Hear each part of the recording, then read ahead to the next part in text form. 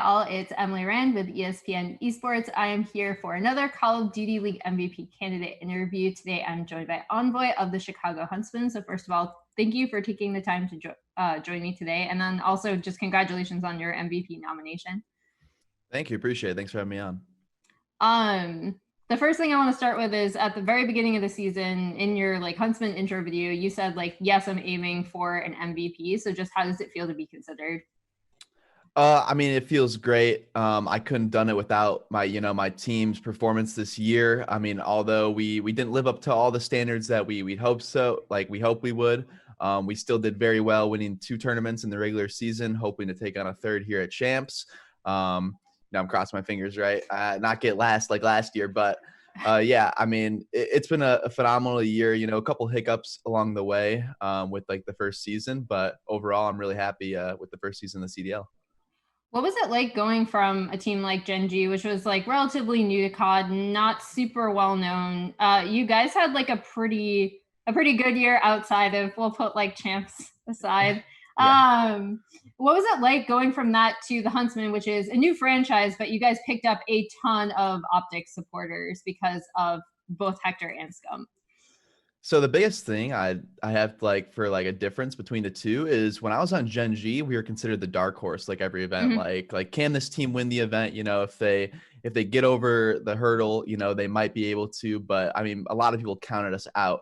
Now, come this year, people expect us to win, which is a bit of a difference. I mean, some people would say it's a little bit of pressure on your shoulders, but I don't really look at it like that. I just go out there, do me, same thing, my team, we're just trying to do the best that we can and put in the work every day to strive for that goal. What was the most difficult thing going from Black Ops 4 to Modern Warfare? Because I feel like Gen.G was considered the dark horse, but you were kind of the default star of that team because it was a lot of, I mean, it's names that people know, but not the star-studded lineup you're on currently.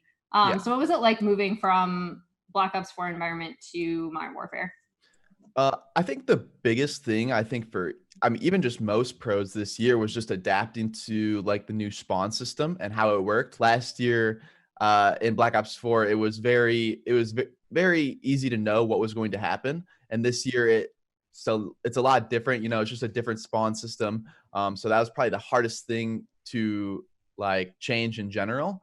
Otherwise, I mean, going from last year to this year, I feel like my role on the team is very similar. I'm a very objective-centered player. But I mean, compared to when I played in Advanced Warfare compared to now, Advanced Warfare, I couldn't buy a kill to save my life. So now I can get a couple kills here and there, which also helps my job.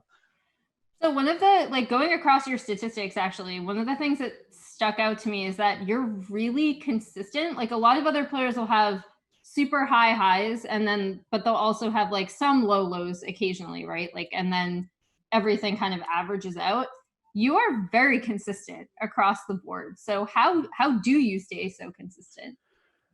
So consistency is probably the focal point of my gameplay. That's what I try to focus on the most in practice.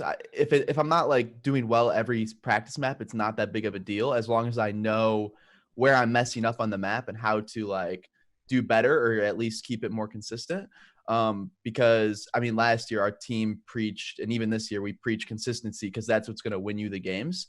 And in S&D, I mean, I played S&D for years, so S&D just kind of comes to me. But when it comes to Respawn, I mean, it's harder online to stay more consistent, in my opinion.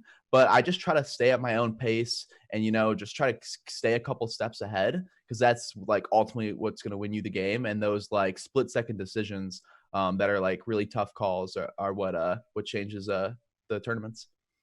So you've kind of developed this reputation within the league, even prior to this, but especially this year, all the narratives around you have been Envoy, he's the smart player on this really, really star-studded roster. He's the S&D star. Do you agree with that assessment? And if so, how do you think you've earned this reputation of being an intelligent player? So I don't want to take all the credit here. I like to put it more as I'm a product of my environment. You know, if we're all doing good as a team, then when I'm making the correct plays, it's going to be a lot easier on me to pick up, you know, a 2 or a 3 piece, or, you know, hit a long route when my teammates are also doing the correct thing. So yeah, like, I mean, I just say I'm a product of my environment, and if the team's not playing well, it's very hard to play well. You know, it's fighting an uphill battle, especially on, you know, some parts of this game. Like, some hills as a sub player feel impossible. You get me on a Zero cave, and if I can't get to the hill, it's a bloodbath. It sucks really sometimes, but you know, we try to do as best we can with our chemistry, and you know, most of the time we make it work. How are the Huntsmen prepping for champs? What has your preparation been like thus far?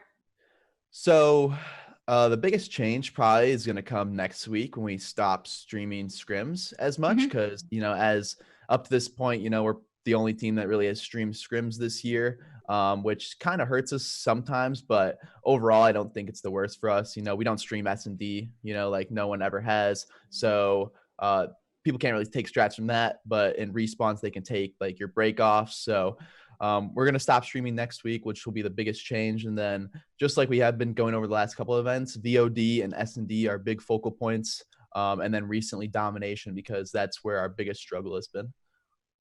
And then what do you think your biggest individual contribution to the Huntsmen has been this year? Biggest individual contributions got to be S&D. I think anyone would put it there. I love the flank. I'm always there, and you know, my objective is to make people think harder than they have to, and I feel like S&D at the pro level is more mind games than it is gun skill or Mm-hmm. knowledge of what you're doing on the map. It's keeping your opponents honest and making them think more than they have to. And then if I'm an MVP voter, why should I be voting for you for MVP? Oh man, why should you vote for me? Am I that special? I guess you should vote for me because, you know, I guess I try to keep my consistent gameplay. I try to bring a lot of energy to the team and in the tournament vibe. And yeah, I mean, that's why I'd vote for me. All right, cool. Well, thank you so much. All the best to you and the Huntsmen at Champs. Thank And you for very much. more Call of Duty League coverage, keep it here on ESPN Esports.